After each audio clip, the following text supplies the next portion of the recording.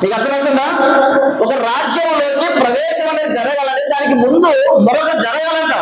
అదేంటంటే ఒకరి నీటి మూలముగాను ఆత్మ మూలముగాను జన్మ అనేది జరగాలంట. ఆ జన్మ జరిగితే రాజ్యంలో నీకు ప్రవేశం అన్నది జరుగుతుంది. ఏంటిది?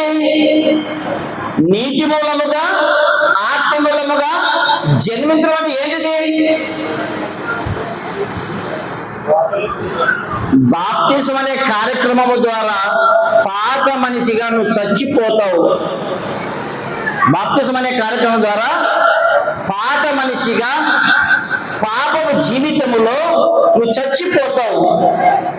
లేపబడుతున్నటువంటి ఆ కొత్త జీవితం, లేపబడుతున్నదే ఒక నూతన జన్మది.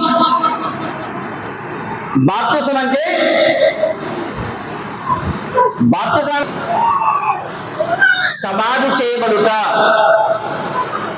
ముంచివేయుట, పాతి పెట్టబడుట. సమాధి ఎవరు చేస్తారు? అయ్యా, బాప్తిసం అనే కార్యక్రమంలో నువ్వేమై ఉన్నావంటే చచ్చిపోతున్నావు. ఎందులో? పాపపు జీవితంలో చచ్చిపోతున్నావు.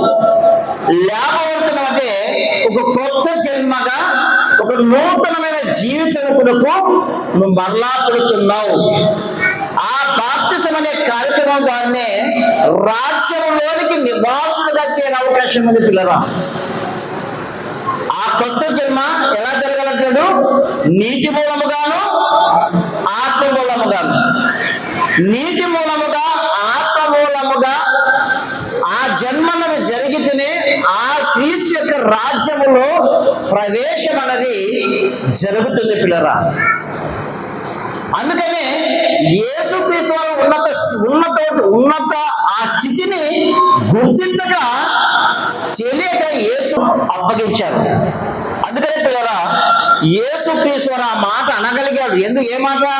తండ్రి, మీరేమి చేస్తున్నారో వీరు ఎరుగరు కనుక వీరిని క్షమించుము అన్నాడు. ఏమి ఎరగరంటే యేసుక్రీస్తు ఎంత గొప్పవాడు, ఈ లోకానికి ఎందుకు వచ్చాడు, ఆయన రావాల్సిన అవసరం ఎంత ఉందో అన్న సంగతి వారికి తెలియక యేసుక్రీస్తు వారి శిలువకు అప్పగించడం అనేది జరిగింది.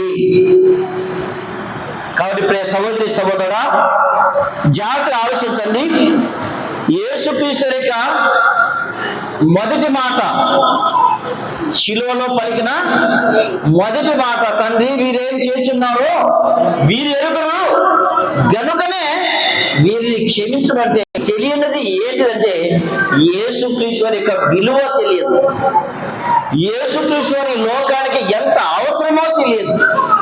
యేసుక్రీస్తు వారు ఎంత ఉన్నతమైన వాడు, ఎంత అవసరమో ఈ లోకానికి వారికి తెలియక యేసుక్రీస్తు వారిని శిలువకు అప్పగించారన్న సంగతి తెలిసి శిష్యులు కూడా అన్నారు కదా, జీవాధిపతిని మీరు చంపితిరి, అది మీరు మీ అధికారంలో మీరు తెలియక. యేసుక్రీస్తు వారు ఎవరన్నా సంబోధిస్తున్నారు ఆ మాటలో?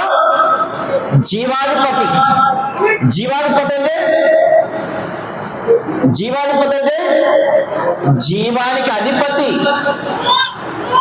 జీవానికి అధిపతి అయిన ఒక మాట చూసుకుందాం. నాకు ఇచ్చిన సమయం కూడా అయిపోయింది. అది ఒక్క మాట చూసుకొని ముగించేద్దాము.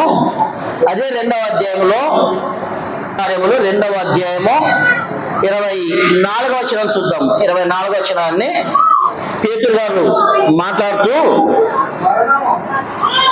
అపోస్తుల కార్యములు 2వ అధ్యాయము 24వ వచనం, మరణము ఆయనను బంధించడం అనేది ఏం జరిగింది? అసాధ్యము, జరగని పని.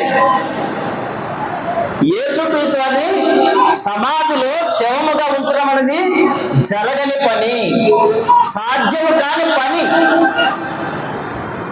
అందుకే ప్రియ సహోదరి సహోదరుడా, ప్రతి సంవత్సరము మనం ఇలాగనే 7 మాటలు చదువుకుంటూ ఉంటాం. కానీ ఆ మాటల్లోని భావం అనేది మనకు తెలియకపోతే కేవలం 7 మాటలుగానే తీసుకుంటాము, కానీ అందులో సారం మాత్రం మనకు అర్థం కాకుండా పోతుంది. కనుక ఆలోచించాలి. దాని సారం ఏంటిది, ఆ మాట ఎందుకు అన్నాడు, ఏ ఉద్దేశాన్ని బట్టి అనగలిగాడు అన్న సంగతులు తెలుసుకోగలిగితే ఆ మాటకి సరైన అర్థాన్ని, సరైన వివరణను మనం తెలుసుకొని ఈ మాటలో ఇంత అర్థం ఉందా, ఈ మాటలో ఇంత గొప్పతనం ఉందా అనేది మనకు అర్థమవుతుంది. ఇవేమి కాకుండా కేవలం ఆ మాటల వరకే చదువుకుంటే అంతవరకే మనకు అర్థమైతే తప్ప అంతకు మించి మనకేమీ అర్థం కాదని ప్రేమతో తెలియజేస్తూ చెప్పబడినటువంటి మాటలు మీరందరూ అర్థం చేసుకుంటారని, యేసుక్రీస్తు వారు అన్న మాటకి అర్థమేంటో, ఆ మాట ఎందుకు అనవలసి వచ్చిందో, వారికి ఏమి తెలియదో ఆ సంగతులు మనం కొన్ని చూస్తున్నాము. మీరందరూ కూడా వాటిని అర్థం చేసుకొని హృదయాల్లో భద్రపరచుకోవాలని ఆశిస్తూ ఈ మాటల్ని ఇంతతో ముగిస్తున్నాను. మరి సమయం ఇచ్చినటువంటి దైవజనులకు వందనాలు తెలియజేస్తూ మరలా సమయాన్ని ఆయనకు అప్పగిస్తున్నాను.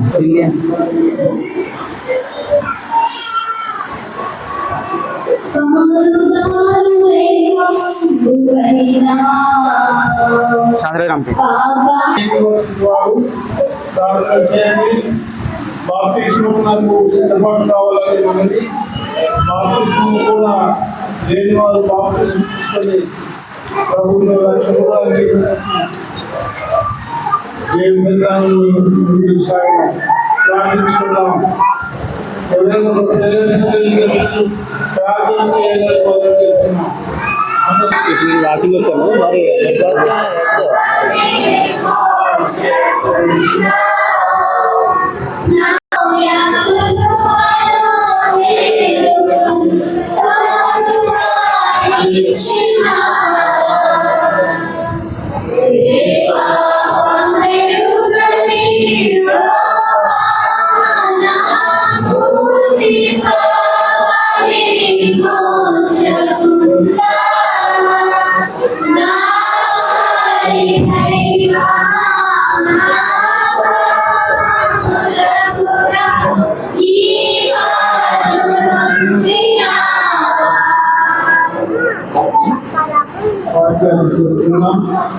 ఎన్నో మాటలు ఉంటుంటారు.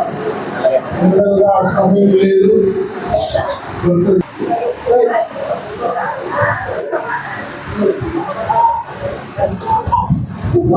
లూకాసు వార్త 23వ అధ్యాయము 43వ వచనం.